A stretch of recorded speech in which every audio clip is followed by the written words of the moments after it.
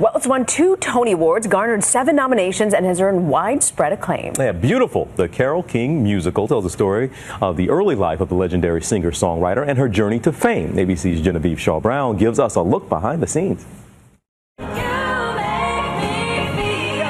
It's the Broadway musical you haven't seen and yet somehow know the words to every single song. Beautiful, the Carole King musical is the story of a season in King's life, and it's a very different King than we know from Tapestry. How did she become Carole King? And she got married very young, and she had children very young, and she really strove a lot of her life to sort of have what many of us would conceive to be a very conventional lifestyle. And I always thought of her as like this hippie with flowing hair, and she was, but it was like a journey to that. The journey was one of a shy songwriter who, along with the husband she would eventually divorce and 2 dear friends made along the way, penned some of the greatest hits of all time. This love I can be sure.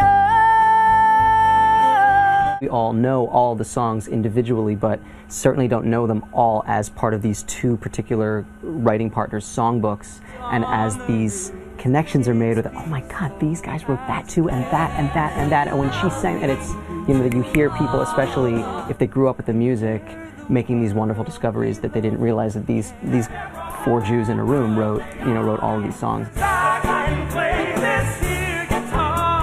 Songs that you can't help but sing along to. Scott Campbell, who plays King's husband Jerry, is relatively new to the cast. You guys have never seen the show, but being an outside perspective, the locomotion kills it. Yep. Yeah. Jessie Mueller won the Tony for lead actress in a musical, but playing such an icon is a real challenge.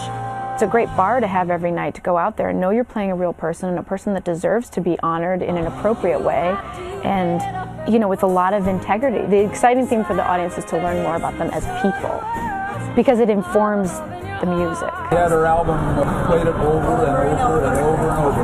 I grew up listening to Carole King, her Tapestry album. I listened to every single song. All of them.